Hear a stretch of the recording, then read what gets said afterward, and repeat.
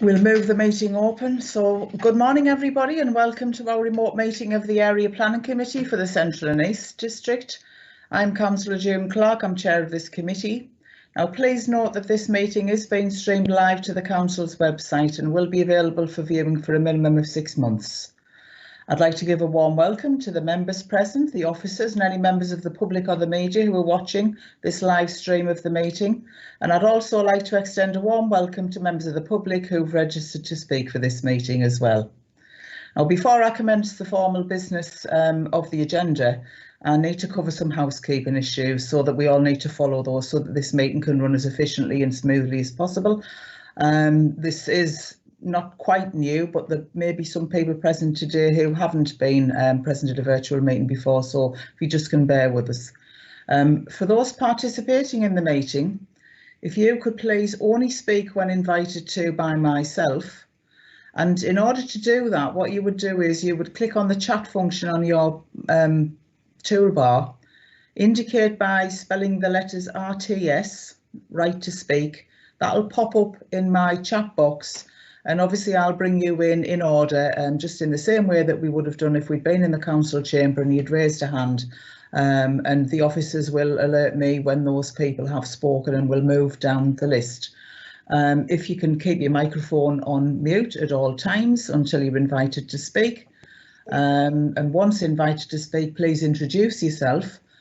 We will do some formal introductions of the officers and the members who would have normally been on the top table had we been in the committee in County Hall. So this morning I'm going to introduce and would have been from my right hand side, we would have had the officers there. So could you introduce yourself please, Martin? Thanks, Chair. It's Martin Tyndall, Committee Services Officer.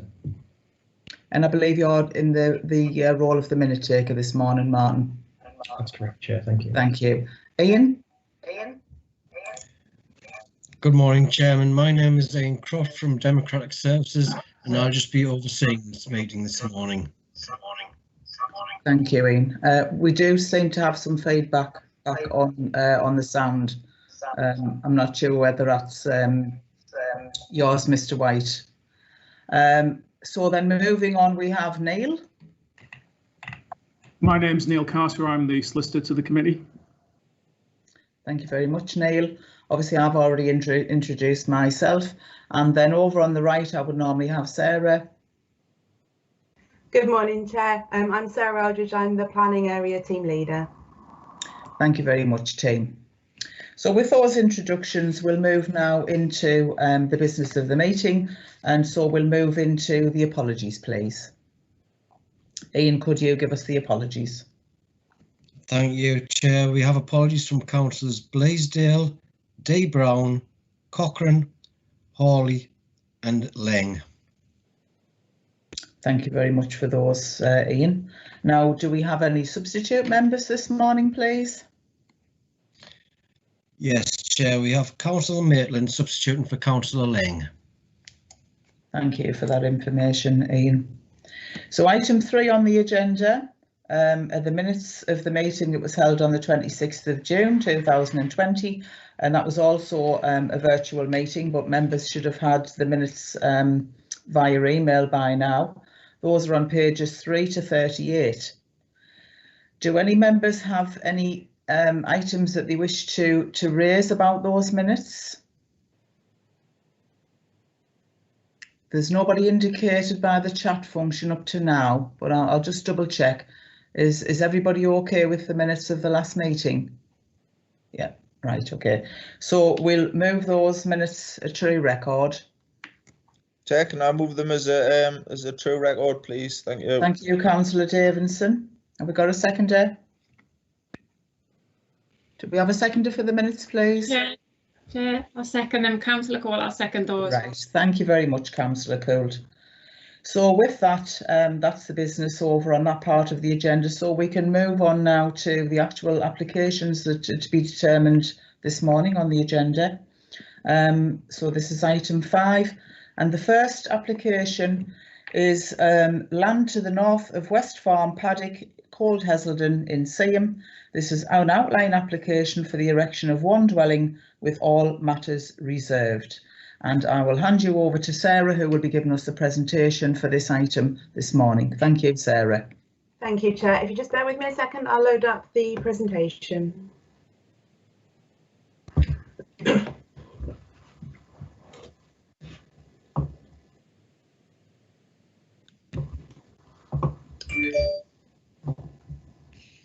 Right, so as the Chair has mentioned, this is an outline application seeking planning permission for the erection of a single dwelling with all matters reserved.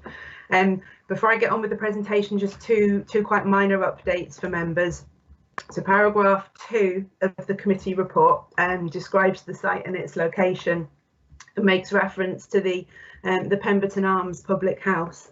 It's actually the former Pemberton Arms public house site, so the pub is now demolished and is currently in the process of being redeveloped for a development of 4 dwellings. And then just a little bit further on in the report, sorry, just bear with me. Paragraph 32, we reference the public responses to the application, and the report states that we received 5 letters of support. We've actually had an additional one now, so that's 6 letters of support, and that's updated in the presentation when I get to that point as well.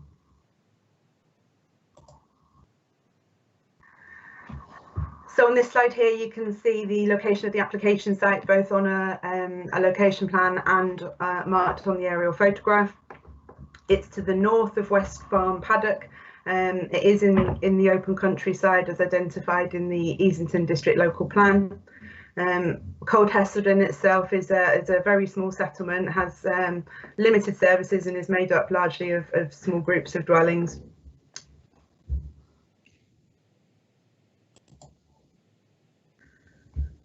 So the next couple of slides run through a few photographs. You can just see on the left-hand photograph there, that's where the access road comes off the B1432. And just on the right, you can actually see the scaffolding that's on the site. That's where the Pemberton Arms public house used to be and where the new development is now taking place. And then the second photograph on that slide takes you up the access road. It is an adopted road, but it's unlit and does not have any footpaths.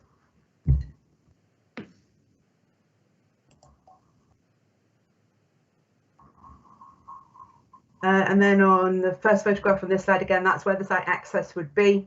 So the dwelling would just sort of be just slightly off centre to that picture beyond where you can see the car parked. And then the second photograph on that slide is a view looking westwards, so back towards where the site access is. Someone's at front door. Excuse me, I apologise for that. Looking back across to where the dwelling would be.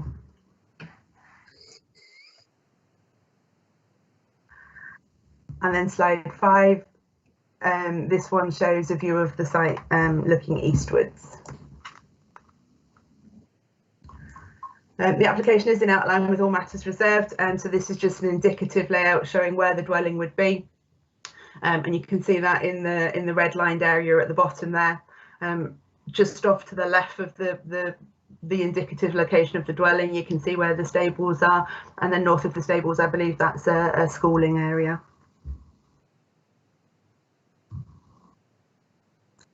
And the application states that the dwelling is required to provide security for the site following a series of crime incidents. But I think it's important to note at this juncture that there isn't a rural business in operation at the site.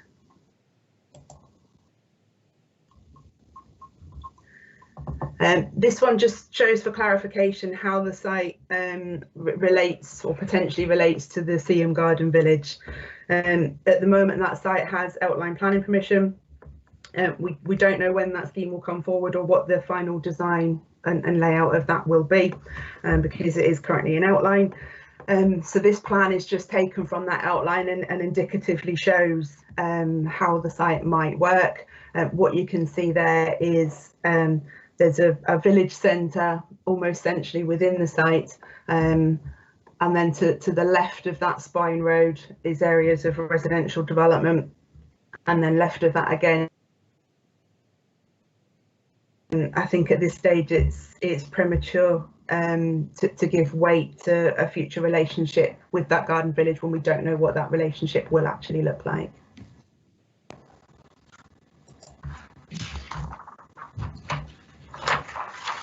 So in terms of consultation responses, we don't have any objections from technical consultees. Highways colleagues have raised some concerns about the sustainability of the site and reliance on private vehicles for travel.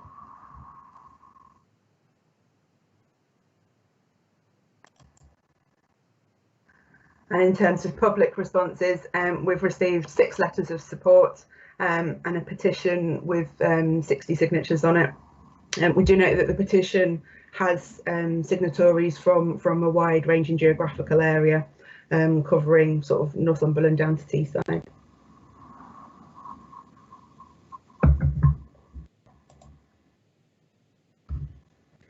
So on to the main planning considerations. These are set out in detail in the report, so I'll just summarise them very briefly in terms of the presentation. With regard to the principle of development, the policies relating to residential development within the local plan are out of date, and therefore we're looking at a paragraph 11 situation, paragraph 11 of the NPPF, and whether the benefits of the proposal outweigh adverse impacts. In terms of sustainability of the location, it's not what we would consider to be isolated in planning terms because there are buildings around it, but it is in the open countryside in very much a rural setting. New dwellings within the countryside are usually limited to where there's a general need for a rural worker to be on site to perform their duties.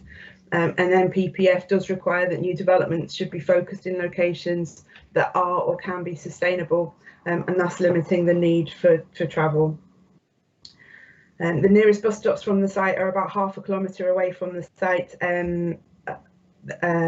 Occupiers would need to walk along that unlit track without a footpath to reach those bus stops.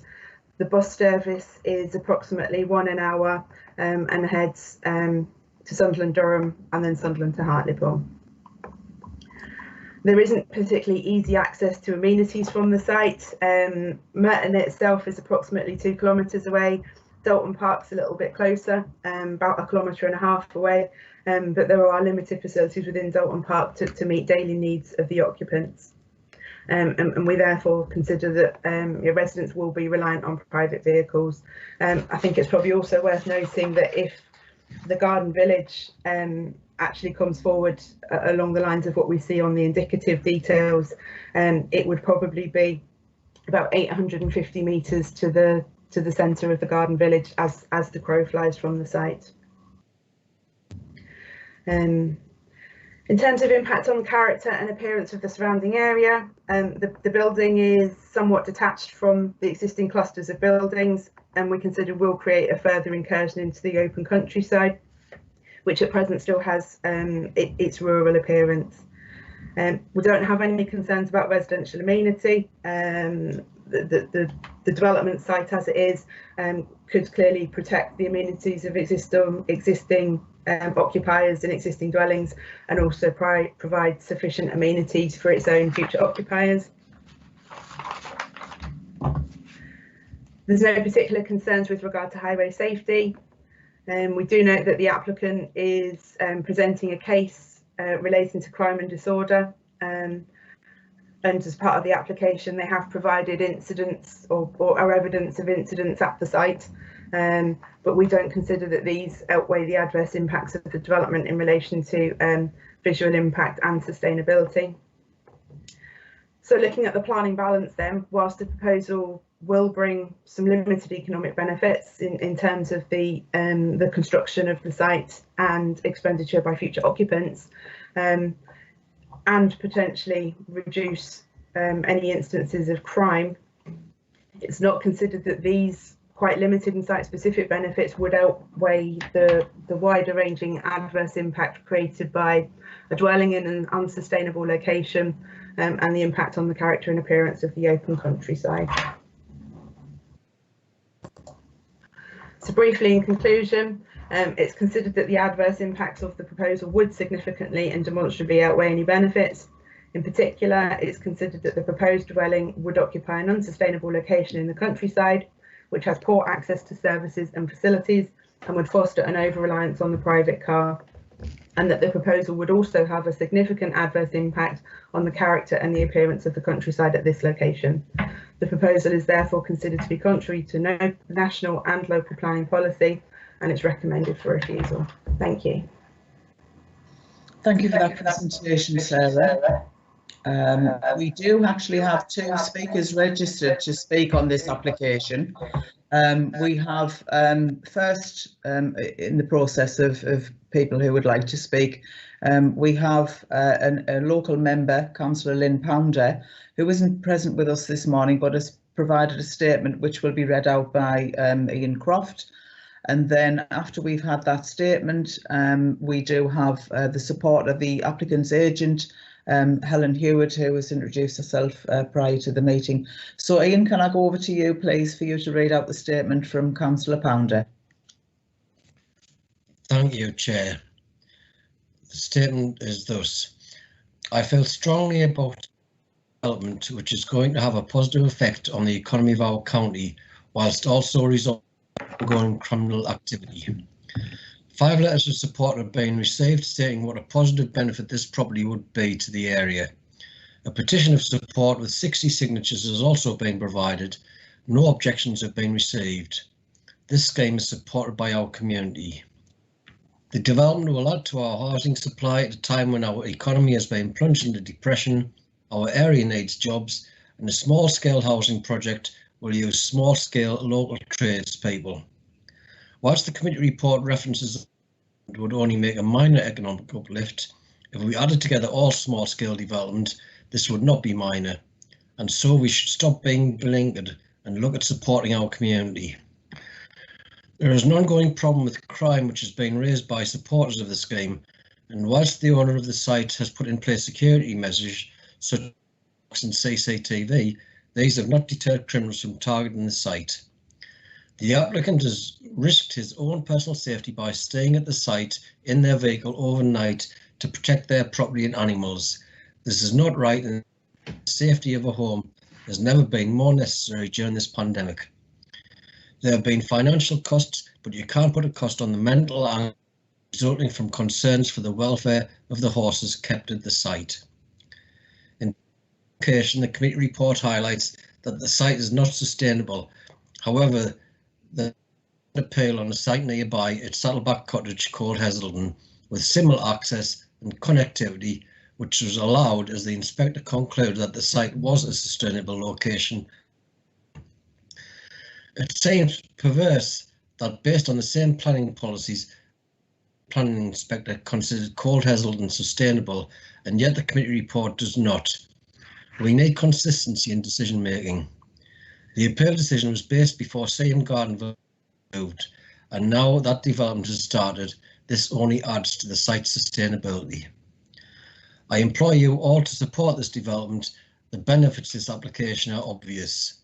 1, it's in a location which has been established as a sustainable location by an independent inspector amongst a cluster of other properties in the same garden village. 2, it will provide the opportunity for local trades to work on a local site, supporting our economy at a time when we're desperate to work. 3, it will provide a home for a member of the community, enable him to look after his horses in a safe environment, deterring the existing criminal activity currently experienced. A safe home is of paramount importance in the current climate, so our community and support the development. Thank you. Thank you for reading that statement out on behalf of Councillor Pounder, Ian. So we'll now move over to the applicant's agent, Helen Hewitt. Helen, you have up to 5 minutes to speak to put your case forward. And as it comes to the 5 minutes, you will be alerted by the committee clerk, probably Ian or Martin, who will inform you that you've got 1 minute remaining. So if that's okay, if you would like to read out your representation, Helen, please. Thank you, Chair, and thank you for the opportunity to address committee on behalf of the applicant. We have read the officer report and we are disappointed that the proposed development has not been supported in this instance. Whilst we're aware that local and national policy seeks to resist isolated dwellings in the countryside, this will not result in an isolated dwelling.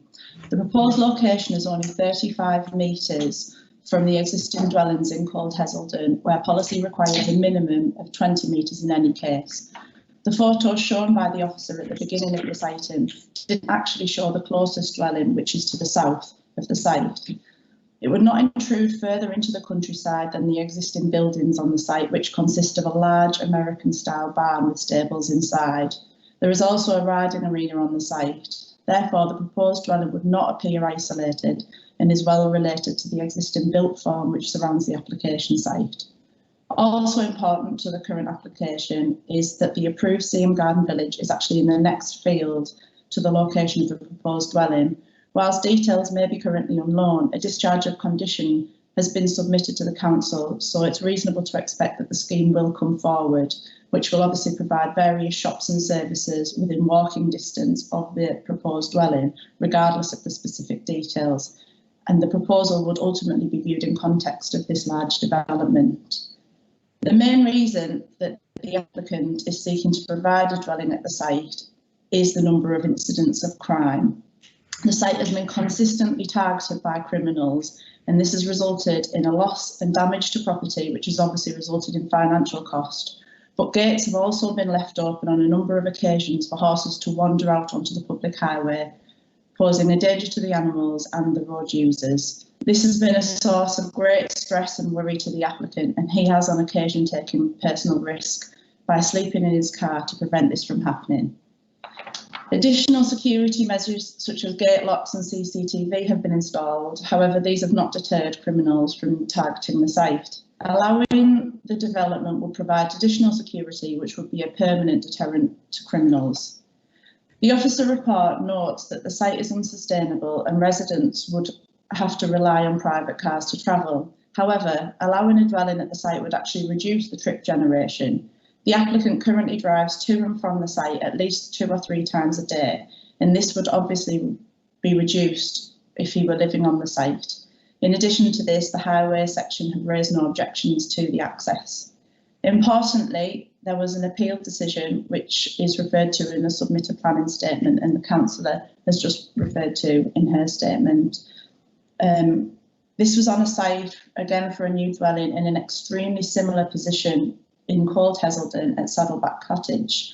The inspector allowed the appeal on the basis that the site was considered to be sustainable. The site also relied upon residents walking a similar distance along the lane. However, the inspector concluded that residents could choose to do that due to the short distance and the limited vehicles that actually use the lane, and that this provided access to public transport and nearby shops. The appeal decision refers to the exact same lane that serves the application site, and the inspector found that it did provide access to nearby bus stops and services, therefore it was sustainable. It is completely reasonable to expect residents of the current proposals to walk just 400 metres to a nearby bus stop or the convenience shop which has recently opened at Dalton Park, for example. Local residents were consulted on the proposal and 6 letters of support along with a petition has been sent to the planning department in favour of the development. The proposed development does present significant economic benefits in the current climate where the government is telling the country, thank you. In the current climate where the government is telling the country to build, it needs to be a priority to support small-scale developments where a local workforce is likely to be used in order to help the economy recover. So just to summarise, the proposed development represents a number of social, economic and environmental benefits and is a sustainable location for a dwelling. It will provide much needed security for the site without intruding onto the open countryside. Therefore, it is respectfully requested that in this instance, the committee go against the officer recommendation and improve the proposed dwelling at the site. Thank you.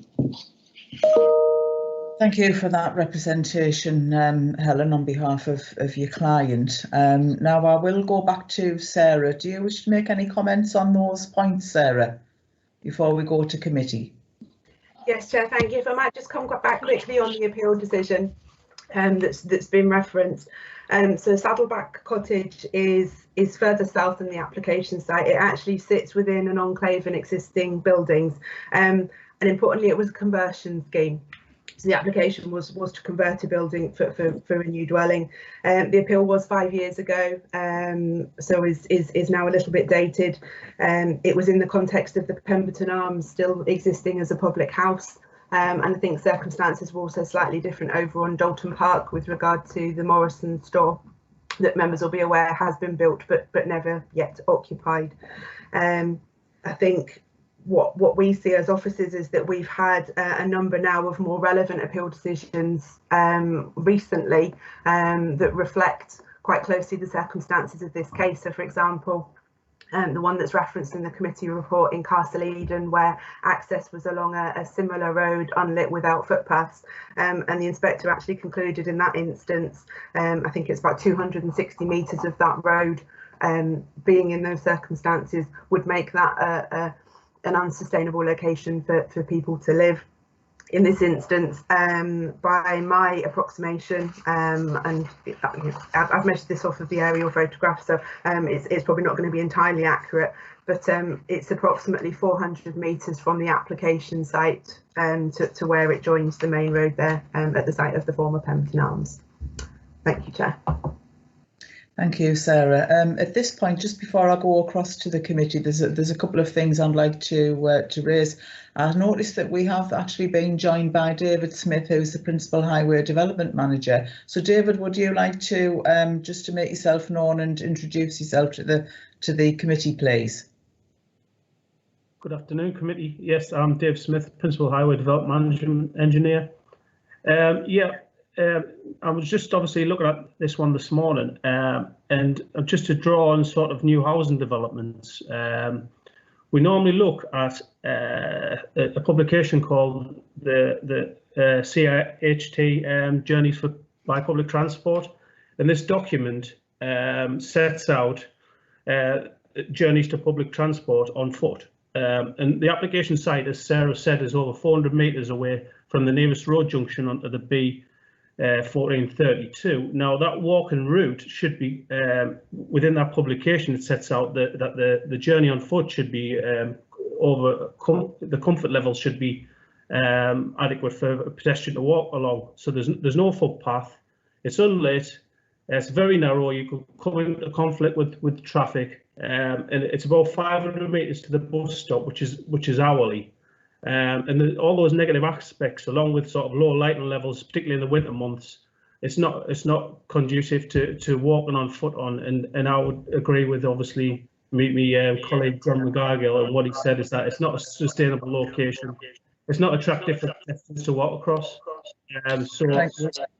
Yeah, thank you for those comments, Dave. I'm sure if the committee want to come back on any points, they will. The purpose of I was just wanting to introduce you actually to the rest of the committee. You weren't there at the start of the meeting. Now, before I go across to the committee, I would like to remind everybody that it's necessary to declare an interest in an item on the agenda. And I will do that at every item on the agenda. But at this juncture, do any of the committee have any declarations of interest in this agenda item they would like to have noted? No. So there are no declarations of interest on this particular item. So I will move across to the committee now. And if you will bear in mind what I said, it seems like a while ago, but there is the need for people to indicate they would like to speak by the chat function and to type the letters R to yes, and then we will pick everybody up individually as they indicate that they'd like to speak. Okay, now I have had a message earlier on from Councillor Maitland to indicate that she'd like to speak. So Councillor Maitland, would you like to unmute your microphone and speak, please? Thank you, Chair. I don't think it's a declaration of interest. I'm the member for Merton, which is like one of the near settlements to it. But looking at this and listening to the thing, I think this could only be good. I mean, there's been nobody against it. There's been all people in support of it. The antisocial behaviour, what you're getting over in the fields and that, if someone is living on that site, which he's been living in his car type of thing, I think it can only make it better. and it is near to the garden village, which, like I say, there has plans gone in, there's things gone in, so this, you know, we are hoping this is going to go ahead, which will be near to that. It was mentioned about the Saddleback Cottage, which is not very far away either. So I would like to support the application and go against the officer's recommendation. Thank you. Thank you, Councillor Maitland. I've had an indication from Councillor John Shuttleworth that he would like to speak. Councillor Shuttleworth, would you like to comment? Yeah, thank you, Chairman. You know, I struggle with this when we have these things where it says unsustainable location. I mean, something that's unsustainable is something that's 20 miles from anywhere or 50 miles from anywhere. And, you know, Councillor Maitland's quite right in what she's saying, and the local member's quite right because they have the local knowledge. And I think it's a benefit. It could create a couple of jobs for some period of time, plus it stops the antisocial behaviour. And if Councillor Maitland's proposing it, I'm prepared to second it. Thank you for that, Councillor Shuttleworth. Now, Councillor Paul Taylor, you've indicated that you'd like to speak. Yes, good morning, everyone. Paul Taylor, representing the people of Brandon Division. For me, Chair, if we stick into planning regulations and we require planning applications to be in accordance with those, this for me is quite cut and dried. I agree with every word what our planning officer actually said. It is an incursion into the countryside. It will have an impact on the character and appearance of the area. I've got major concerns with issues of pedestrians walking in the darkness. And could I just say I give no credence whatsoever to the 60 signatures which come from far and wide. And this application will have no impact at all on the lives of many of those who have written in. So no credence whatsoever to those, and I disregard that totally. So if we are going to treat this on its own merits, which we should do, we do listen to representations about other planning applications, but we treat this on its own merits, as we must do, and in accordance with the planning regulations, the MPPF and the local plan, it's a non-starter for me. So I'm quite happy to say that I agree, excuse me, agree with our officers, and I know we've had a mover to take the opposite point of view. I would move that we accept the recommendation. This application is not approved, it is refused. Thank you, Chair. Thank you, Councillor Taylor. I've had an indication from Councillor John Robinson that you would like to speak. Councillor Robinson. Thank you, Chairman. Chairman, at the beginning, the officer told us and referred us to paragraph 2 and spoke about the Pemberton Arms. If the Pemberton Arms has got planning permission for 4 houses and they're not very close, why do we give planning permission to something so close if we're arguing that there is a long walk down to houses? I don't see how you can say to the Pemberton Arms yes, you can have planning permission, but a few metres down the road, no, you can't.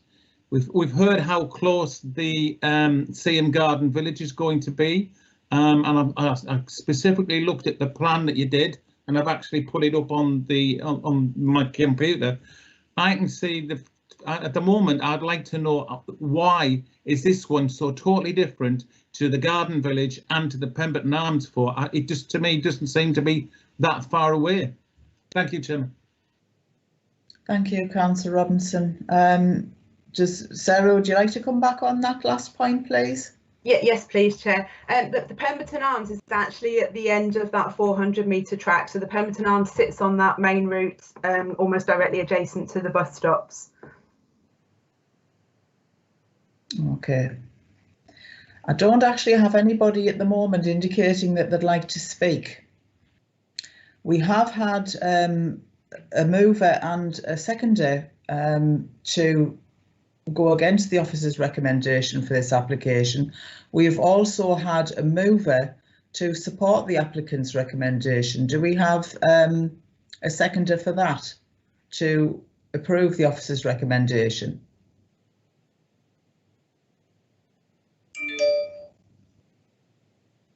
Councillor Davidson, you've wished to speak. Yeah, thanks, Chair. I'll second the proposal by Paul Taylor to go with the officer's recommendation, please. Thank you. Right. Now we need to move over to the vote, and we went through this process the last time. If anybody would, if anybody wasn't at that meeting, I will repeat the process. What's going to happen now is that our legal representative, Neil Carter, will ask councillors individually how they wish to vote, And I'm going to take the first mover and seconder, which was from Councillor Joyce Maitland, who moved that we actually go against the officer's recommendation and we agree that this application can go forward. So we've got an F1 here again. Once we've had that vote and we have the result, we may go over to the second, but I'll move you over to Neil now. So Neil, if you can take over the voting system, please. Thank you, Chair. Just before we put this to the vote, I just want to be clear, first of all, what's being voted on, and secondly, what the reasons are. So this is a vote to approve the application, subject to appropriate conditions. In terms of the reasons, I think what I'm picking up from the members who have spoken in favour of approval is that in application of paragraph 11, so that's the balancing exercise, I think members would be saying that the adverse impacts of the development do not significantly and demonstrably outweigh the benefits. So that's how I think members get to the position of approval. So with that in mind, I'll go through each of the members and ask whether you're for or against approval. So I'll start with Councillor Katie Corrigan and ask, are you for or against? I'm for the proposal. Thank you. And if I move to Councillor Bev Colt, are you for or against? I'm for the approval. Okay, thank you. Next, Councillor Mark Davidson, are you for or against? Against. Okay. Next, Councillor David Freeman, again for or against? Against. Next, Councillor Alan Gardner, for or against? I'm for the approval, Neil. Thank you. Next is Councillor Sarah Iveson. Are you for or against?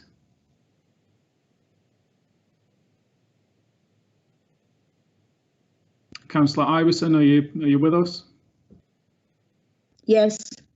Yes. Are you? Yeah. I'm for it. I'm for it. I'm for it.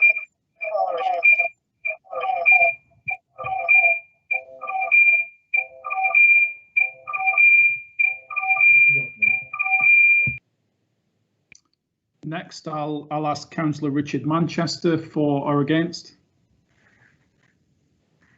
For. Thank you. Next, Councillor Joyce Maitland for or against. For. Thank you. Next, Councillor John Robinson for or against. For. Next, Councillor Shuttleworth for or against. For. Thank you. And finally, Councillor Paul Taylor, are you for or against?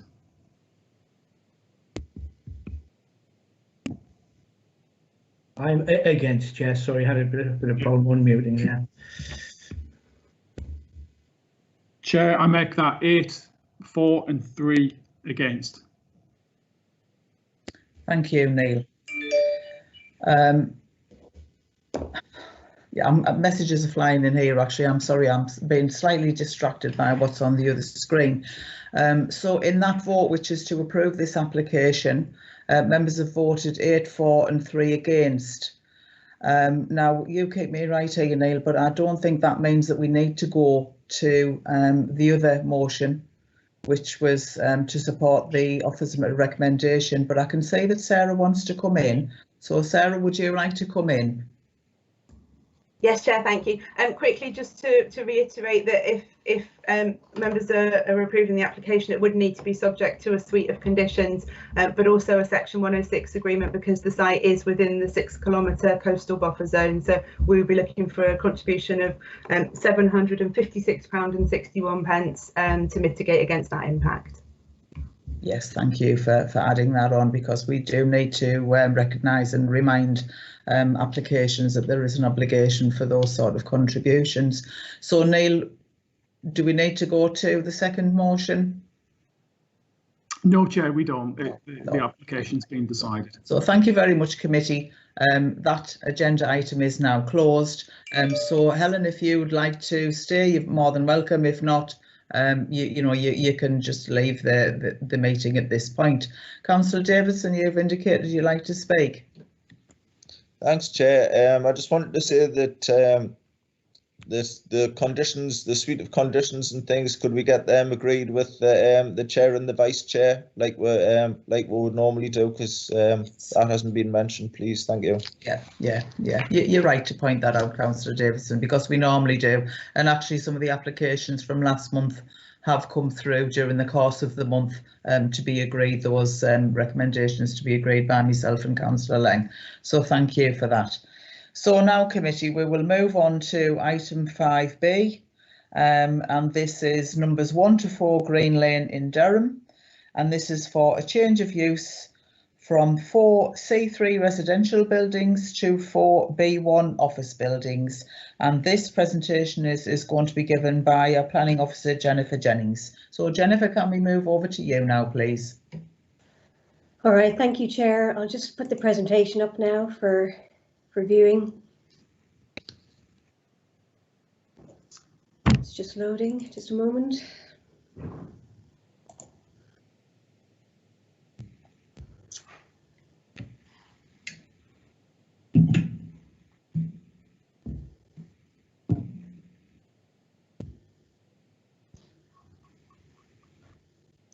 I don't know whether it's still loading. Sorry, everyone. Well, just while we're waiting for that presentation to come through, I will mention now that we do actually have a representation from Mr. Alan Hayton, who is representing the Winnie Hill Community Group, and that representation is going to be read out by Ian Croft. So we will have that read out after we've had Jennifer's presentation, which is miraculously appeared now. So thank you, Jennifer, if you'd like to take us through it now. All right, thank you. So as already mentioned, the application relates to a change of use of a terrace of 4 residential dwellings to 4 office buildings in use class B1 at Green Lane in Durham. Just a quick update, one of the conditions that was suggested, condition 3, that just needs updated, the wording to reflect an updated sustainable travel plan. But I'll continue now. So the second update that I need to bring to everyone's attention is that the Durham City Neighbourhood Plan has moved forward since the Planning Committee report was written. The latest updates relate to the publishing of the final draft of the examination report with regard to the neighbourhood plan issued by the independent examiner in the last week. As a result, this plan must now be attributed weight in line with Section 72 of the Town and Country Planning Act 1990. This states that a local planning authority must have regard to a post-examination draft neighbourhood development plan so far as it is material to the application.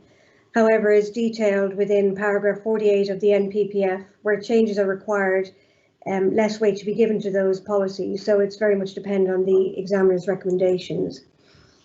For the purpose of this application, the relevant policies are S1 relating to sustainability, H2 and conservation areas, E2 and other employment sites, and T1 on sustainable transport. The examiner did recommend some amendments to these policies, but the general thrust of the policies remains largely the same. And having assessed the details, the current application is not considered to conflict with the aims of these policies. So returning to the details of the application, the site is located along Green Lane. It's edged in red on this location plan and forms part of the university estate. I would like to draw your attention to some of the surrounding buildings, just for reference. To the right or east of the site is a university office block, providing what I understand to be an occupational health facility and archaeological services. To the rear or directly south of the site is the valuation offices and inland revenue. The rugby club is the small rectangular building to the southeast of that again. To the west, you can see it's annotated there as Gosling Place, which is a student residential block. West of this again is another private accommodation block known as River Court, followed by the University Health Centre and the County Court at the western end of the road. To the north are playing fields, and this is better illustrated on the aerial map.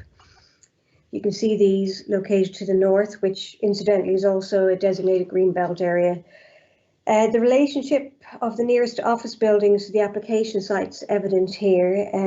The aerial shows the university parking zone to the east and south of the red outlined application site. So you should be able to pick out this particular parking area with the white, you can see the tops of the white cars parked in that zone. So to give some context of the site, I have some photos. The first one showing the main front elevation of the terrace that fronts onto Green Lane. The properties do have a clear residential character and certainly have heritage merits with some retained historic features such as the sash windows. The next photo shows the front elevation of number 4 Green Lane, and you will see to the left of the photo the adjacent university office block that directly abuts that site. This photo shows the remainder of the terrace, numbers 3, 2 and number 1, which has the gable frontage, which also benefits from a side garden area with mature planting. This particular photo was taken to the side and rear of number 1, so it's looking down the rear yards to the terrace. Again, you can see the university office block is visible facing onto the site. This particular photo shows the rear elevation when viewed from the valuation office car park to the rear of the site. This is another street view looking west along Green Lane. The university buildings are visible to the left of the picture with the terrace just further along. These two photos just show the office block to the rear, which is the Inland Revenue and Valuation Office. And then the final picture is of the student accommodation block just west of the application site. It's run by Unite students. So the proposals seek to convert the buildings to office use, but intend only some minor internal alterations. And you can see this from the existing and proposed floor plans. The existing plans are the ones that on the top and the proposed to the bottom. And the plans relate for this particular one to property number 1, which was the end terrace with the gable frontage. So you can see the general room layout will be largely retained. This floor layout relates specifically to number 2, but it is very similar to numbers 3 and 4. The general floor layout will be retained with some minor additional stud walls added to the ground floor. The proposal also intends to make good existing sash windows by means of repair of the existing woodwork. The application was submitted with this parking plan illustrating the nearest university parking sites in blue. The application site you can see there is still marked in red. Users of the proposed office block would benefit from university parking permits, which would allow full access to these parking sites. So as usual, the proposal was subject to a full suite of consultations. Highways Authority assessed the details and were satisfied on the basis that future occupiers would have parking permits, so raised no objections or concerns. Design and Conservation acknowledged the heritage value of the terrace, noted that they are not listed buildings and they therefore have no control over any internal alterations to the properties. They highlight the benefits of bringing the buildings back into use, thus ensuring their maintenance and upkeep. With no external alterations proposed, there would be no impacts on the conservation area, and the character and appearance of the terrace would be retained. So they have no heritage objections. Environmental health have also raised no concerns to the use on surrounding occupiers. 4 letters of objection were received, stating a range of concerns, including the loss of family housing in the city centre location. They commented that it would be better to retain the buildings in residential use for university staff to have ready access to their workplace. They comment that the building has historic links which should be preserved, with concerns raised about the buildings being left in poor condition. And then further concerns are raised regarding parking and congestion, with the introduction of 40 new offices and the demand for parking, and that travel plans are aspirational. So as detailed within the committee report, the main planning considerations relate to the principle of the development, the impact on the character and appearance of the conservation area, impact on residential amenity, along with highway safety and parking, which I will just provide a bit more detail in my conclusion. The proposed change of use of the terrace properties to office accommodation is considered acceptable due to being suitably located, close to university buildings, the town centre, and is readily accessible by sustainable transport modes. The proposals would not require external alterations, ensuring the historic character and appearance of the terrace is retained, thus preserving the character and appearance of the surrounding conservation area. The continued use of the building would ensure its upkeep and maintenance, and there are no concerns regarding impact on neighbouring amenities. Parking issues have been suitably addressed through provision of permits to university parking sites. The site can be readily accessed by other more sustainable modes of transport, so there is a genuine choice in accessing the site. The proposal has generated some public interest, which has been considered within the report, but this is not deemed to be of sufficient weight to justify a refusal of the application in light of the general benefits of the scheme. The proposals are therefore considered to accord with relevant local plan policies and the MPPF, as well as the policies within the emerging Durham City Neighbourhood Plan, and approval is recommended. Thank you, Chair. Thank you for that presentation, Jennifer.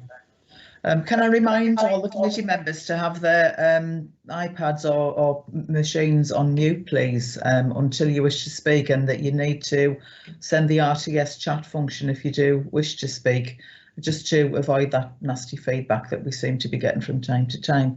Now, we don't have any members of the Parish or Town Council wishing to speak, or any local members.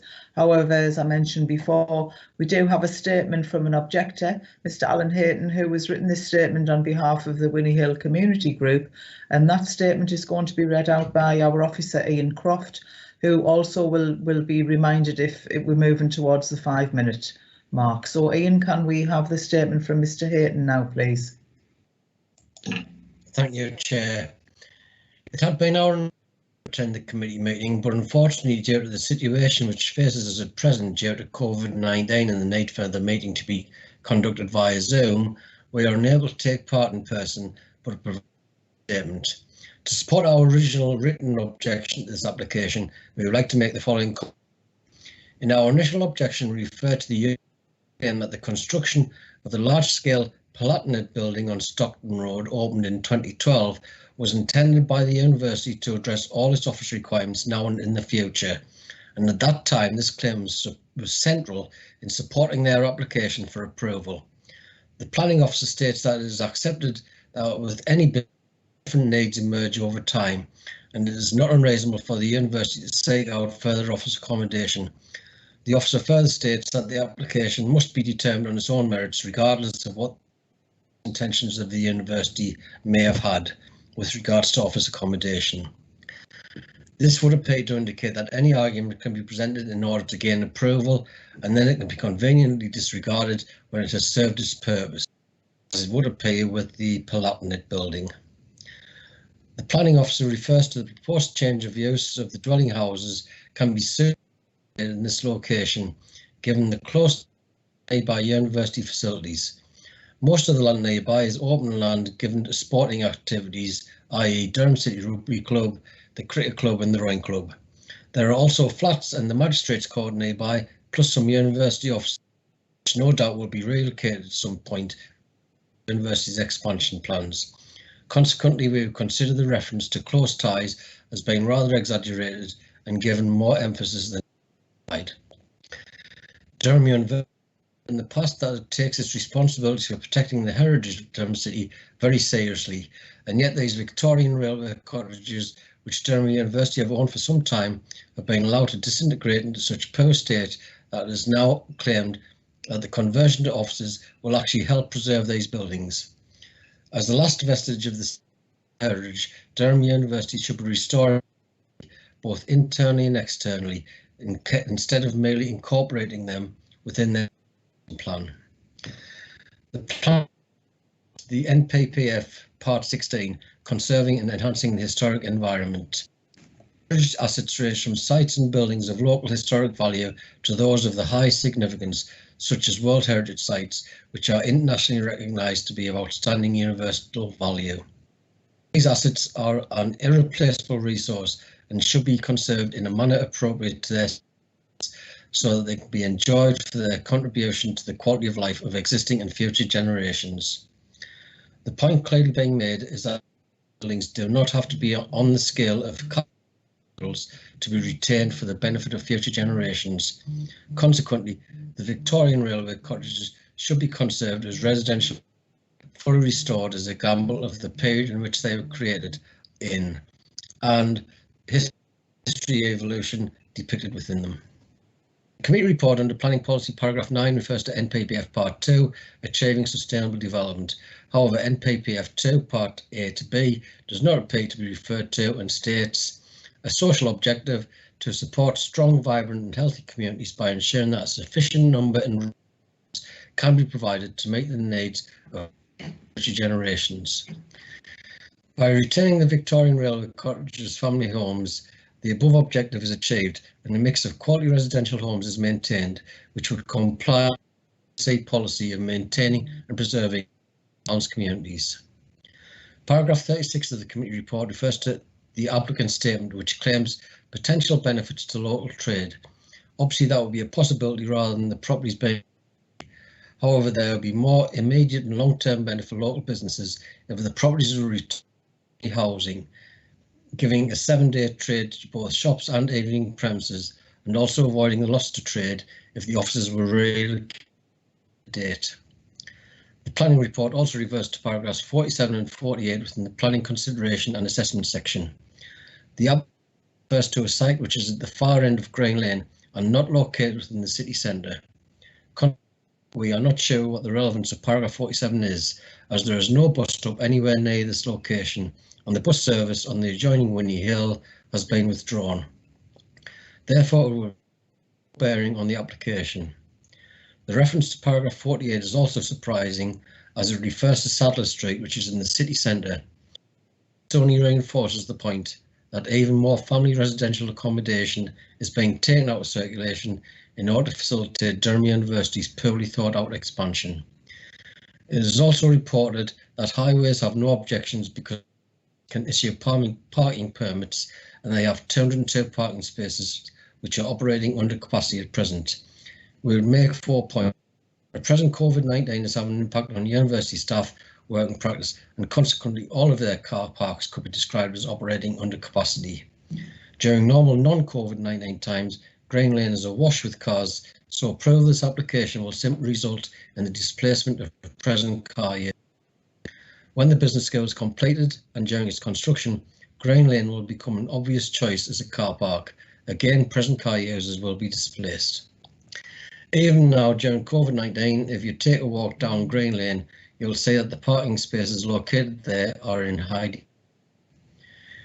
We would also suggest that at least part of the applicant's statement is disingenuous when it states, we, the university, have found there is no demand for renting the properties in their and is not viable for Durham University to invest in properties for rental to staff.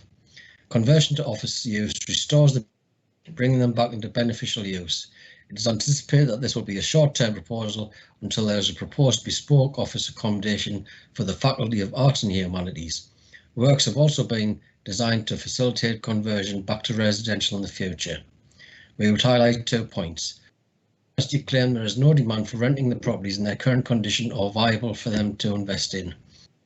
Current owners of the properties of the university should be maintained, which enables them to continue to be sought after as residential properties, as they have been in the past. Therefore, the question should be, why has the university deliberately allowed these properties to fall into such a poor state of repair? It is claimed that this is a short-term proposal and the properties can be converted back into residential use. In response, firstly, in 2017, a university representative suggested that as part of Durham University expansion, that the properties could be demolished as part of their development plans for Green Lane. Secondly, having conceded that this is not valuable for Durham University, as rental properties, it is to be considered disingenuous that after allowing these Victorian railway cottages to fall into disrepair once, that the university will be any rush to convert them back into high quality residential units which genuinely reflected the period they depict. CC are the custodians, and yet year on year Durham City is losing its once unique identity and is being the corporate identity of Durham University.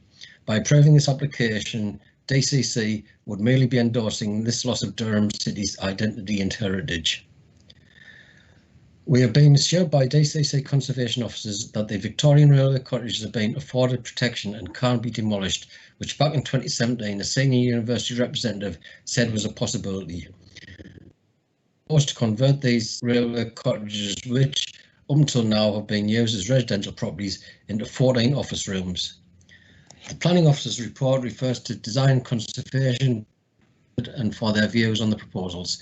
They confirmed that terrace of Victorian cottages dates from 1898 and is rare within the city, as it was built part of the Elvet, part of the Durham, Elvet and Merton branch line, with many of the buildings associated with the station demolished in the 1960s. They know that the terrace contributes to the surrounding conservation area, and in this respect, the proposed change of use to secure their use occupation, along with associated fabric restoration works, would be beneficial moving forwards. In conclusion, therefore, it would appear clear that these Victorian railway cottages do have a significant part to play in celebrating Durham heritage, but it would also appear that these residential properties have been seriously neglected, and Conservation Department support for the change is seen primarily as a way of preventing further erosion of these properties within the city, rather than the change of use application.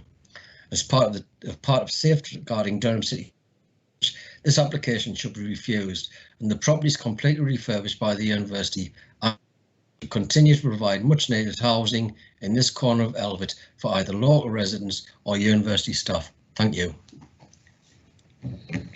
Thank you, Ian, for reading out that statement from Mr. Hayton.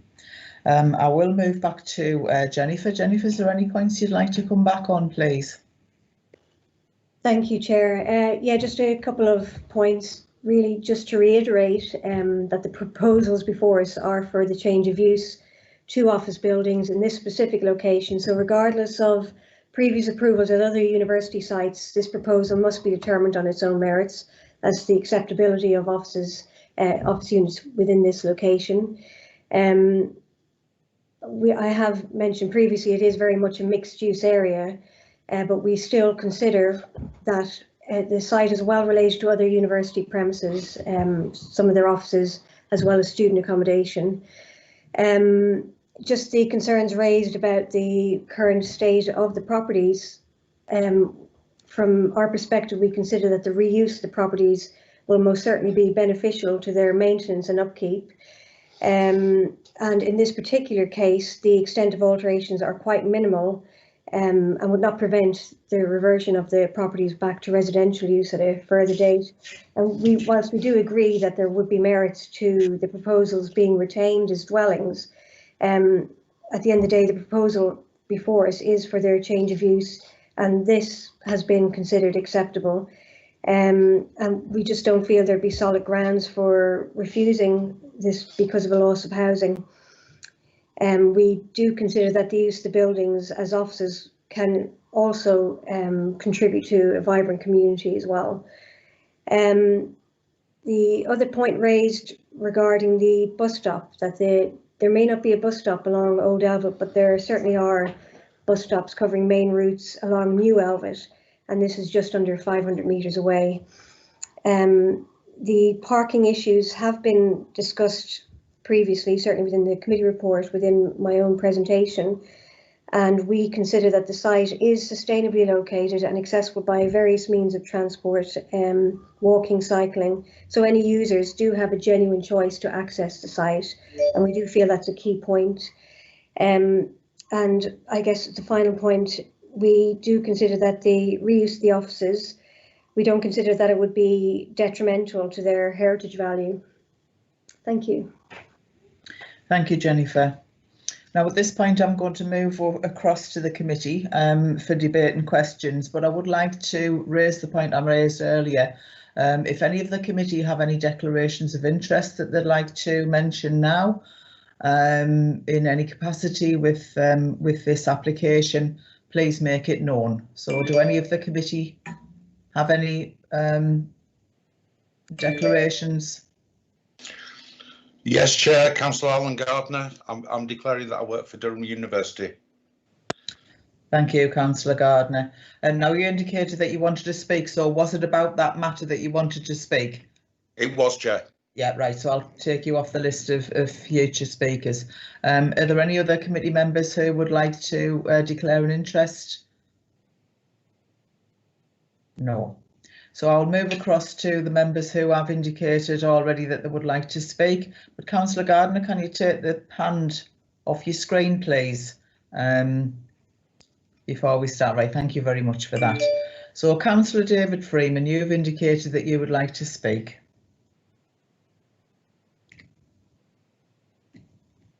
Yes, thank you, Chairman. My name is David Freeman. I'm councillor for the Elvet and Gilesgate area.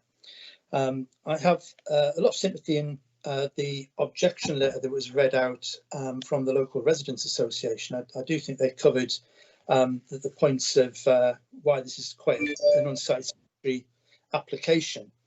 My concern really is the loss of 4 domestic properties at this location. These houses have been occupied relatively recently.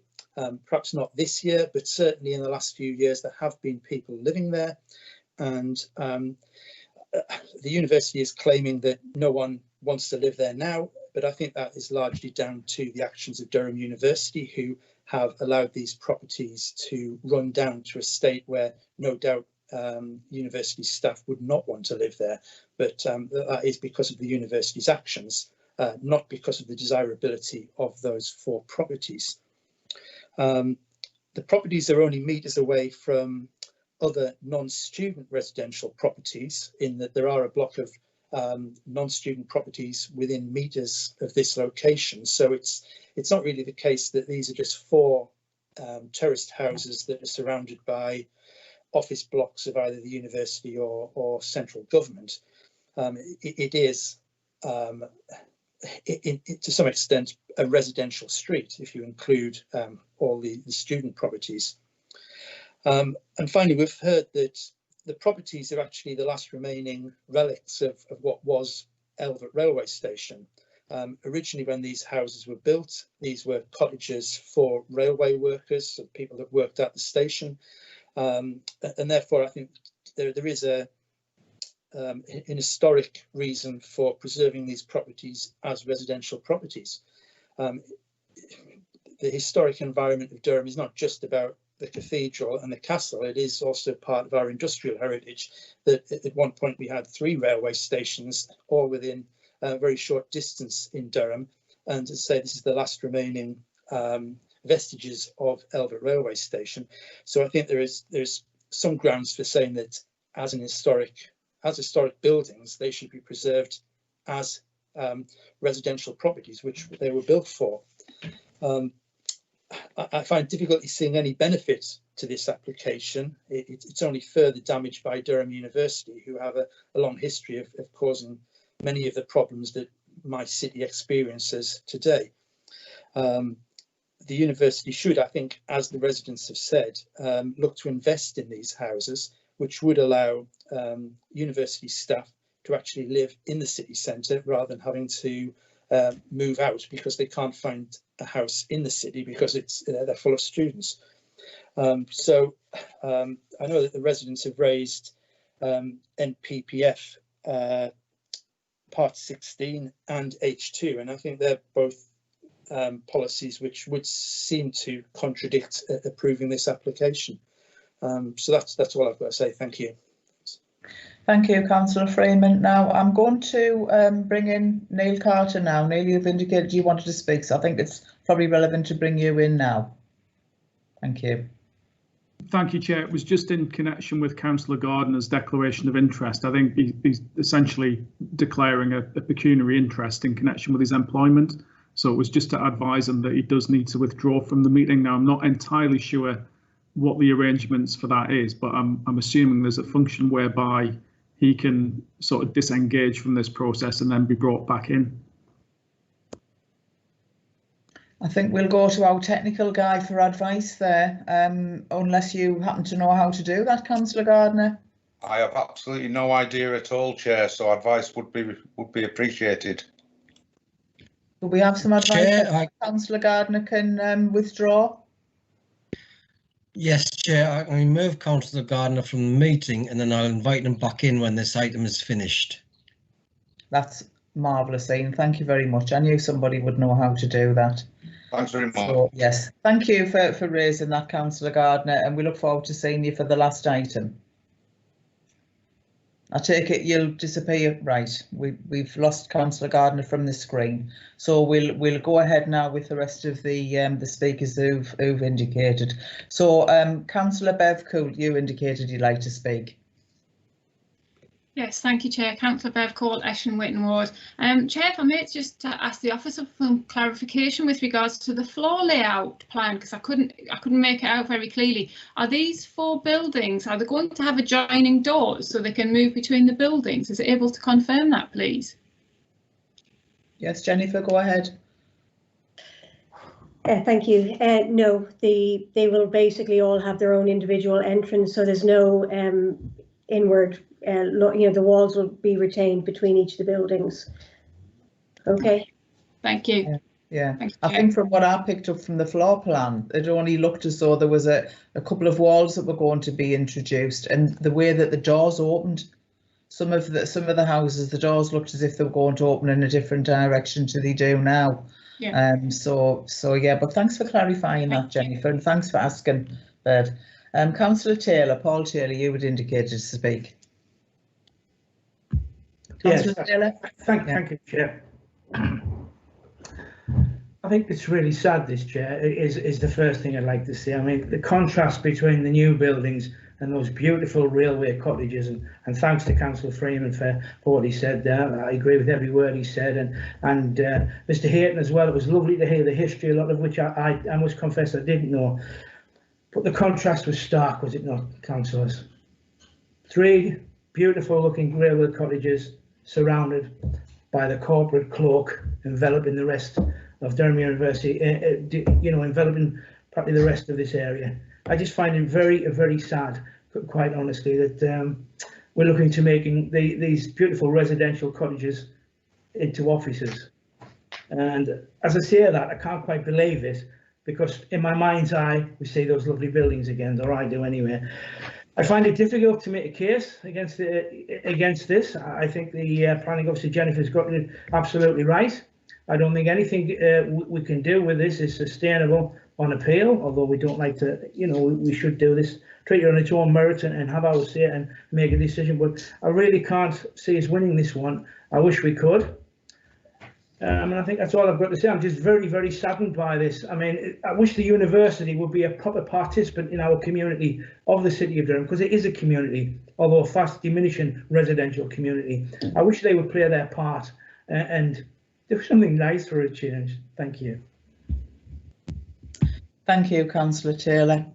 Would anybody else on the committee like to speak? Councillor Robinson, you've just indicated. Thank you, Chairman. Can I ask a question on paragraph 35? I find this totally confusing, but never mind. The university said that that they can't afford to renovate them as houses, but they can afford to renovate them as offices.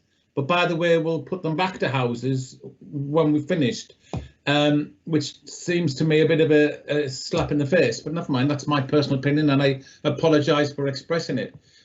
My question is, can we put a condition on that says they can only have temporary offices there for a year and put the houses back? Because I'm just concerned that this sort of like promise may never ever come, because I've seen it elsewhere in the county where we've been told we're only going to use it for a temporary basis, but the temporary becomes permanent.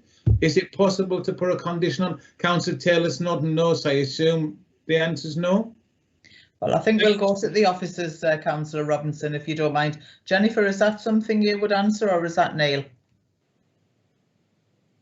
The question from Councillor Robinson there was about including a condition for temporary use. So yes, no, I've just asked Neil if he can come in and give a response on that, if that's all right. Thank you. Yes.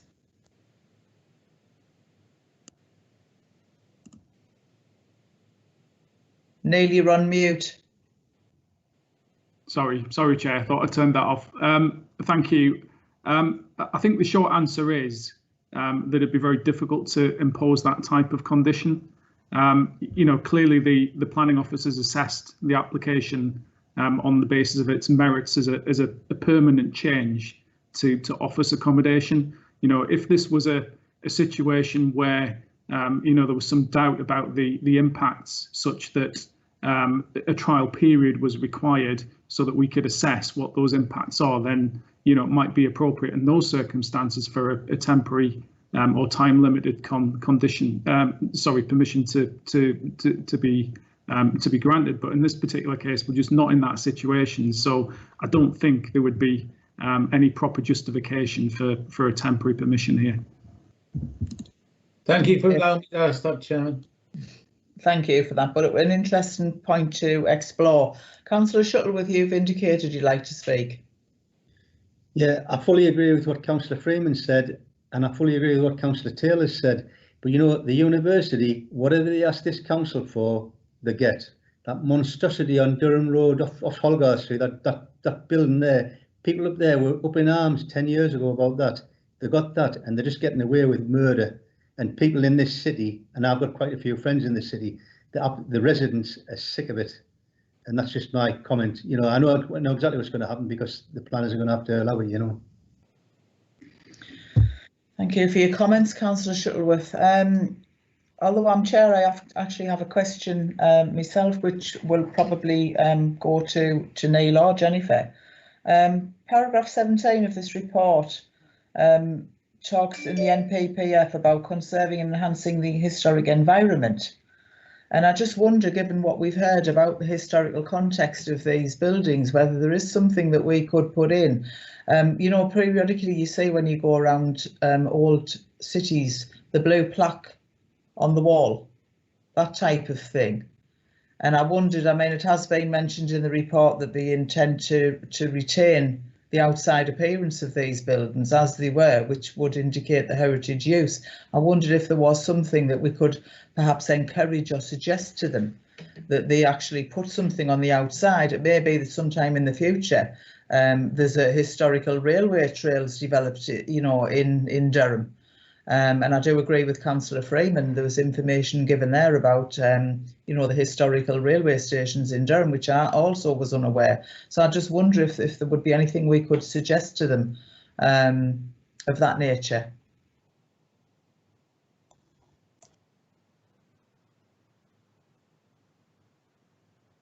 Jennifer, you're on mute. Sorry, can you hear me? I can now, yes. I think whilst we could encourage it, I'm not sure that we can necessarily require that through condition. So I'd have to defer again. Neil, I don't know whether you have any view. Chair, thank you. Again, the answer to that is no. We wouldn't have the requisite justification to impose a condition requiring that. I think it's as the planning officer said.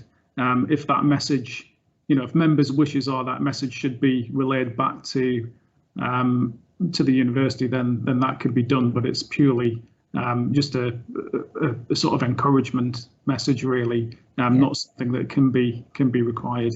Yeah, I think that was the terms I was thinking of. I was aware we wouldn't be able to put it as a condition, but just to suggest to them. Now I've got Councillor Joyce Maitland indicating that she wishes to speak. Thank you, Chair. It's just I'm looking at that paragraph 35 where they say this is just temporary for office buildings and they'll convert them back into houses. there's not a possibility that they can sell them on as office buildings. Is there anything we can do about that, and that they've got to revert them back to private accommodation? Thank you. Neil, would that be you? Thank you, Chair. I think there's two aspects to that. The first one is I don't think we can require them to change them back to residential in the future, and in any event that would require planning permission. So if they get planning permission for offices and they implement that, they would require planning permission to change the use back into residential. So that would have to be subject to a future decision if that's what they want to do. But I don't think we could require them to do that. That's the decision for the university in the future. In terms of selling the buildings with the benefit of a permission for office, well, yes, they could. Again, it's not really something for this committee to have regard to, I'm afraid. Okay, thank you, Neil. I have Councillor Taylor registered to speak again. Is it on a new point, Councillor Taylor? If you'd like to come in, please. Thank you, Chair. I want to speak and support you with what you said. I want to encourage our design and conservation team to be a bit bolder, be a bit stronger, basically carry out their role. We need to protect buildings in Durham City at all costs, and these buildings are lost to the university. What happens in the future, who knows? There will be another planning application come along, but as regards the control of what's happening now, we have none, we have no support. I think it is will have a neutral effect, design and conservation team. Well, no, of course it won't have a neutral effect. Maybe the facade, the front of the buildings may always look the same, but it's not a neutral effect. They're becoming offices. It's another loss of beautiful residential properties. So again, Chair, some great ideas coming out from yourself and Neil Carter, but the time has passed for ideas, unfortunately. We have to adjudicate on this now. So again, just to reiterate, from me to the design and conservation team, be a bit bolder, please. Look after our city. Thanks, Chair. Thank you, Councillor Taylor. I don't have anybody else, as far as I can see from this screen, who's registered to speak who hasn't been in. Do we have any proposals now for Councillor Davidson? You've just come in. Thanks, Chair. Neil Carter's also got RTS on, so can I bow to Neil and then come back after Neil's been, please? You certainly can. Neil, would you like to come in now? Yeah, thank you, Chair. It's just a minor correction to what I said earlier about the need for a future planning permission. I've been reminded that there is actually some permitted development rights to change from office to residential, subject to a prior approval regime. So we would have some control over it, but not total control. Right. OK. Well, even that's useful for the committee to know. Thank you very much, Neil. So, Councillor Davidson, you'd like to come in now.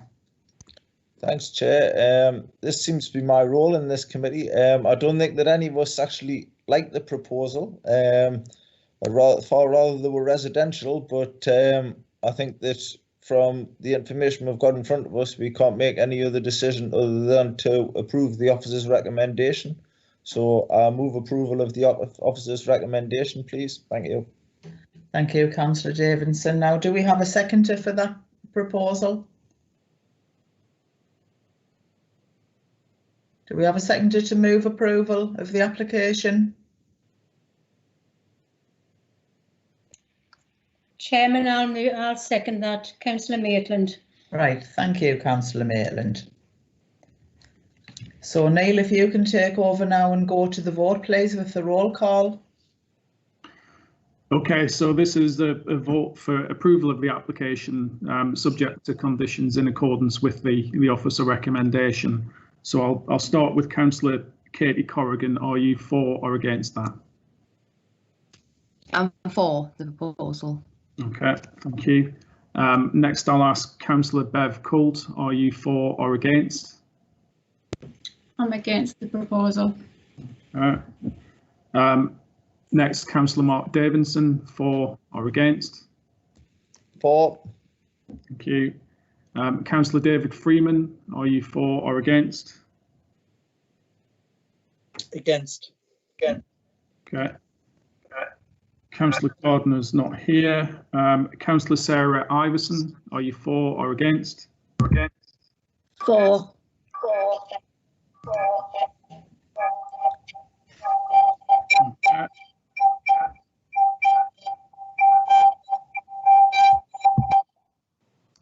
Councillor Richard Manchester, are you for or against?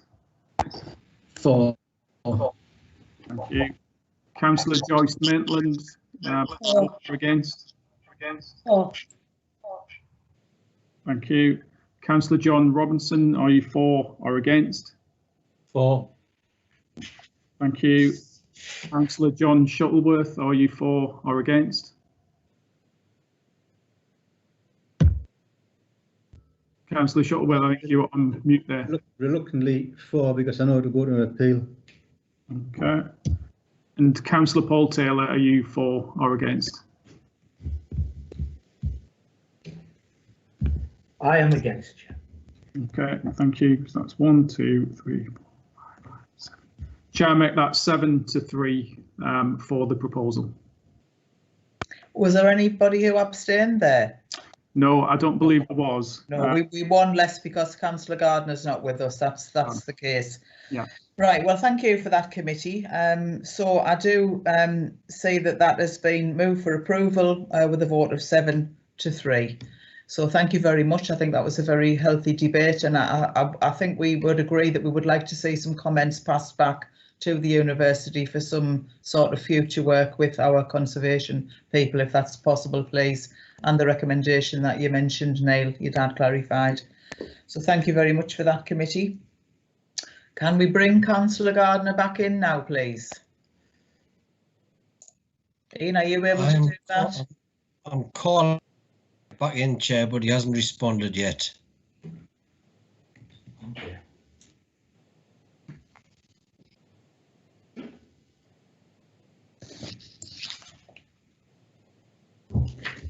It's gone forever.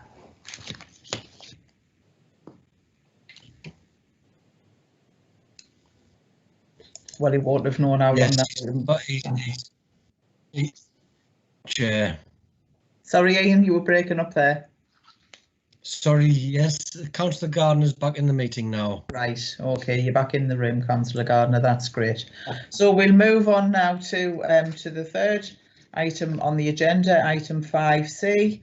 And this is 1A to 1F, Victoria Terrace in Durham. Alteration of existing building to provide increased reconfigured living accommodation to 6 apartments, including conservatory to gable elevation. And our planning officer, Lisa Marina, will be taking this item. So Lisa, over to you. Thank you, Chair. I'll just load up my presentation. And while Lisa's doing that, I will mention that we don't have any parish or town councillors, local members or objectors wishing to speak. However, we do have Mr. John White, who we met earlier on, who is the agent involved with this application. Thank you, Thank Chair. you, Lisa. Thanks, Chair. Just before I start, a quick update. Again, the property is located within the Durham Neighbourhood Plan area, as Jennifer mentioned previously in her report. So obviously we need to look at the policies within that now. The policies which are relevant to this proposal are policies S1, which relates to sustainability, policies H2, which relate to development within the conservation area, D6, which relates to extensions to residential properties, and then also policies T1 and T2 in relation to both transport and parking. The proposal is considered to be consistent with these policies and there's no conflict with these. Another update on the application. Since the preparation of the report, the Parish Council have withdrawn their objection to the scheme, given the amendments that were submitted, which will be discussed later on in my presentation. Members should also be aware that objections have been raised in respect of potential HMO issues. However, the proposal relates to householder alterations only. There's no current C4 properties at the site, and they are to remain as the C3 residential properties. Therefore, the proposal has not been assessed against the HMO or C4, the HMO/C4 proposals. The property is located within the Article 4. Therefore, if they do wish to change to an HMO we can control this as a further application would be required. So this slide shows the location of the property edged in red. On both sides you have the aerial photograph and the site location plan. The property is an unlisted end terrace property which is converted into 6 flats and is located within the Durham City Conservation Area. The property is indicated on historic maps as being built sometime between 1860 and 1894, and it's got a strong character of quality built townhouses with stone detailing. Victoria Terrace itself, in association with the adjacent Albert Street and Western Hill, are considered to be some of Durham's finest in terms of planned domestic architecture. Consent is sought for alterations to the existing building to provide increased or reconfigured living accommodation, as previously stated, all under the C3 use class. An external fire escape is to be removed from the front elevation, and a conservatory is proposed to the side elevation where there are remains of previous development. Replacement windows are also proposed. The application was originally referred to the committee at the request of the City of Durham Parish Council on both design issues and use class issues. As stated, these have been withdrawn. However, originally the proposal did also include a 2-storey extension to the rear. However, this has been removed from the proposal due to issues over the impact on residential amenity and neighbouring properties. In addition to this, a parking area was also shown on the plans originally, which was to the front of the site. However, again, this was removed due to concerns about impact on protected trees and also the impact on the conservation area.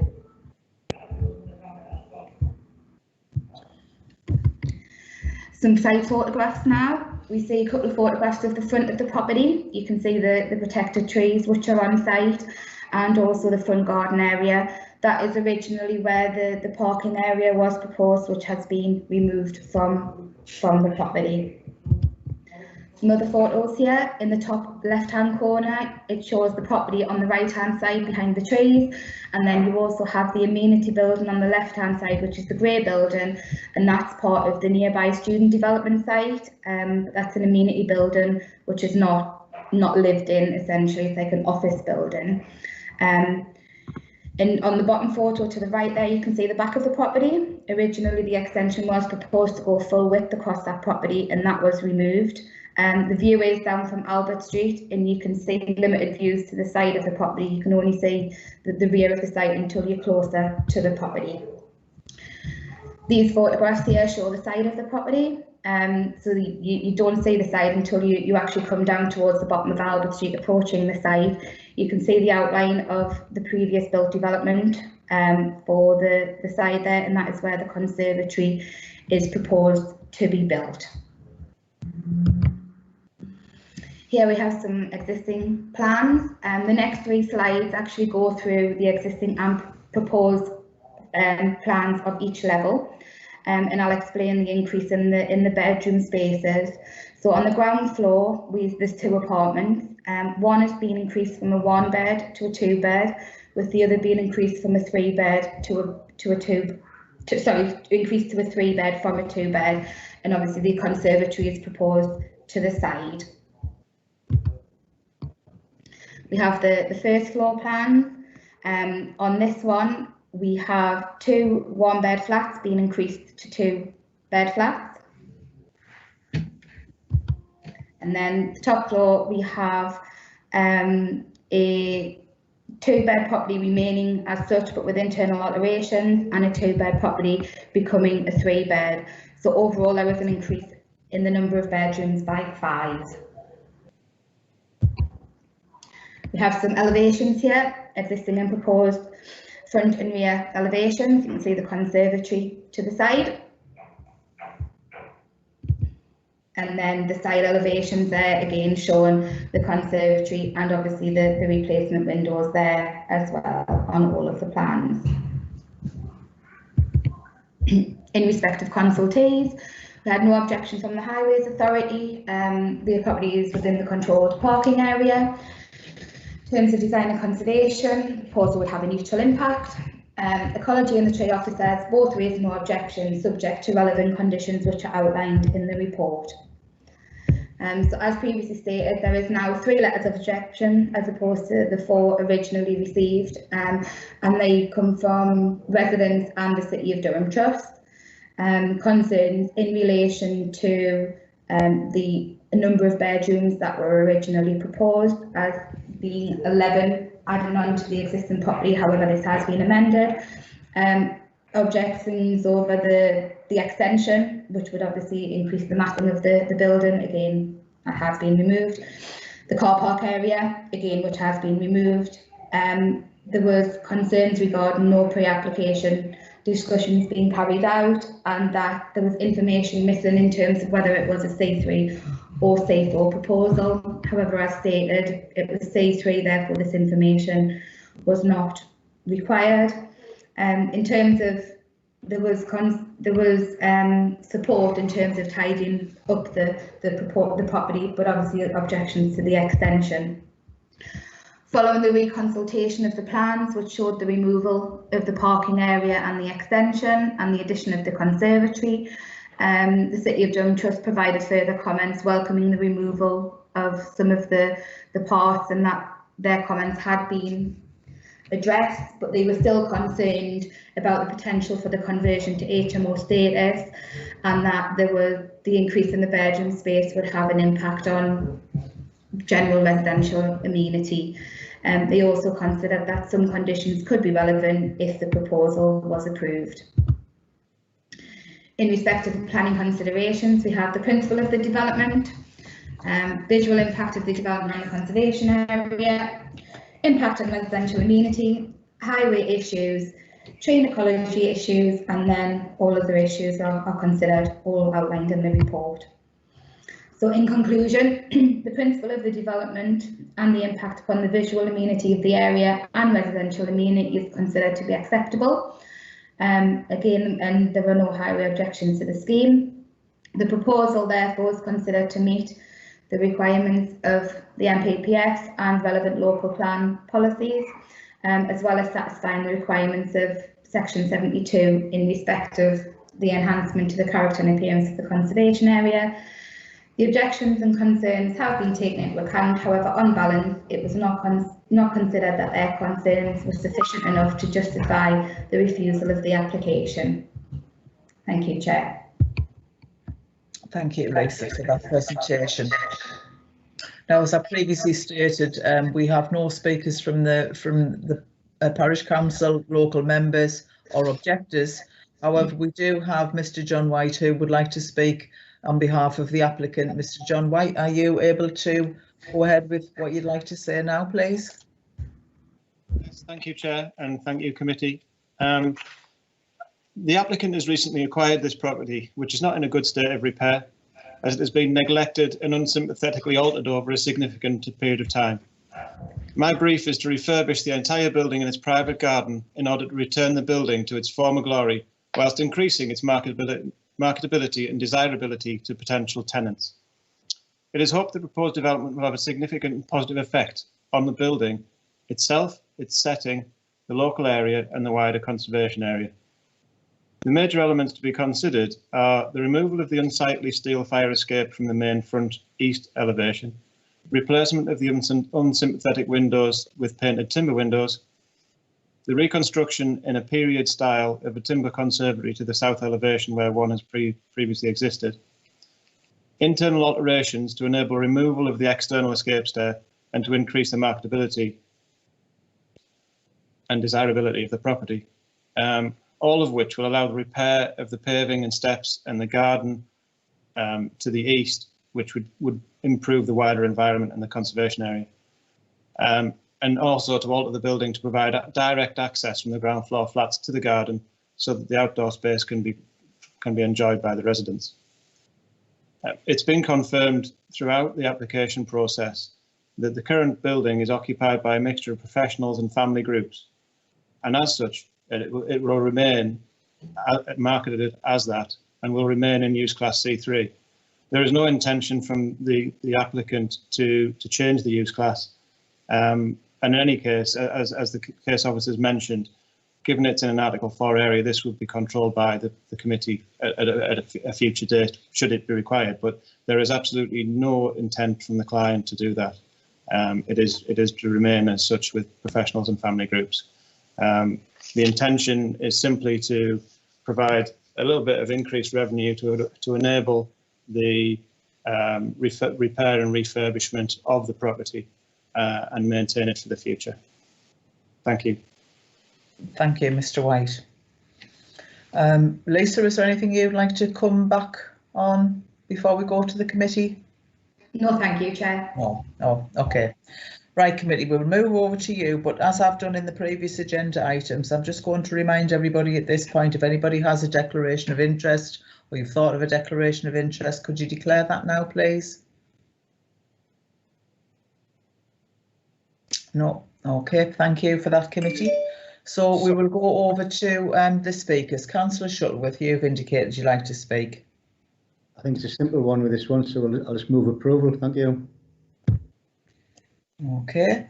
Would anybody else like to speak on this item? Councillor Taylor.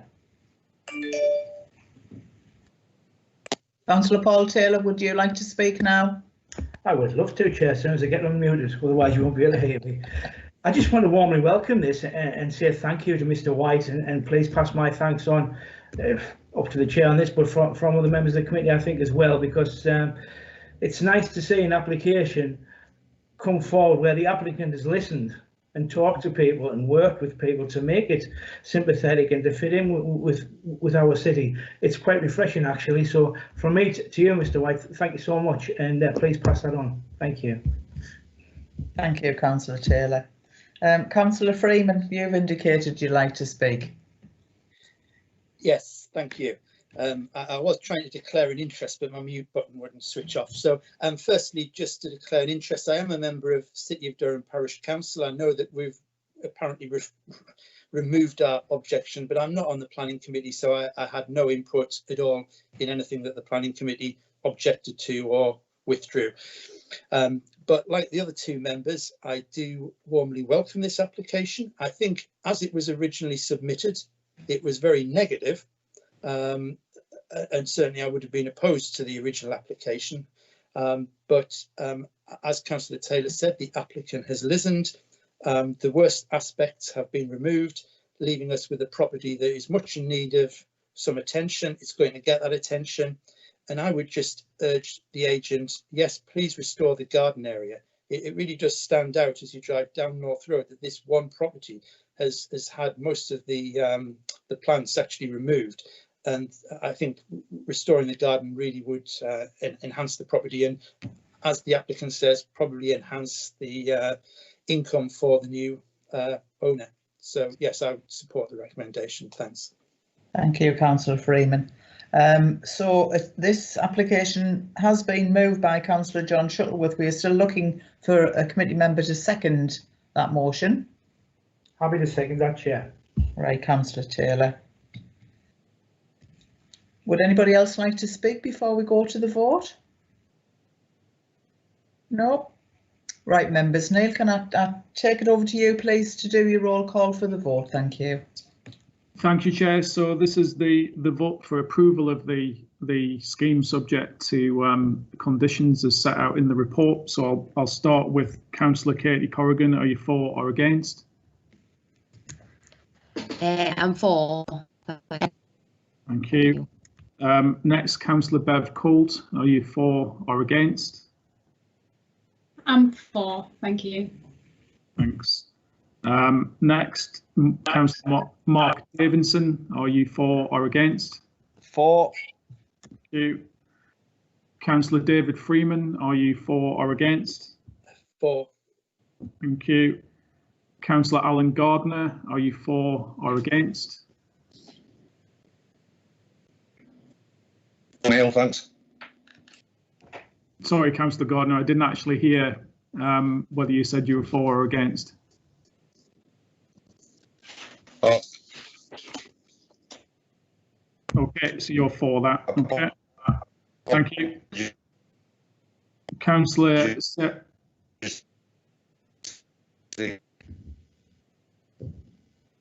Okay, Chair, I've got some. I'm picking up some feedback there, but I think Councillor Gardner said he was for that. So I'm going to move on to Councillor Sarah Iveson. Are you for or against?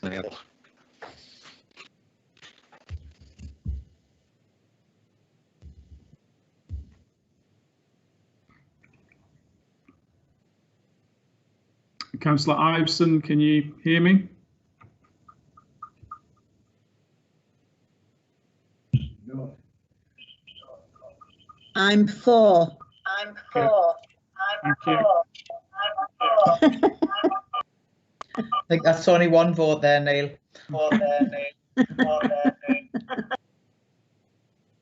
Okay, next is Councillor Richard Manchester. Are you for or against? For. Thank you.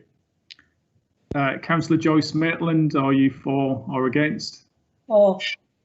Thank you. Councillor John Robinson, for or against? For. Thank you. Councillor John Shuttleworth, for or against? For. Thank you. And finally, Councillor Paul Taylor, for or against? I'm for. Okay. Chair, that's unanimous. Thank you very much for that, Neil, and thank you very much for that debate committee. Well, that actually winds up the business on the agenda. Item 6, any other business, and actually I haven't been notified of any other business for the meeting today. But before I close the meeting, I would like to thank everybody for taking part, those members of the public and the media who have watched this meeting. But now that concludes all the business, so thank you and goodbye. Would the committee please just hang on until the broadcast stops recording? That's about another 30 to 40 seconds. If we just hang on until we get the nod that we've finished the transmission, I'd appreciate it. Thank you.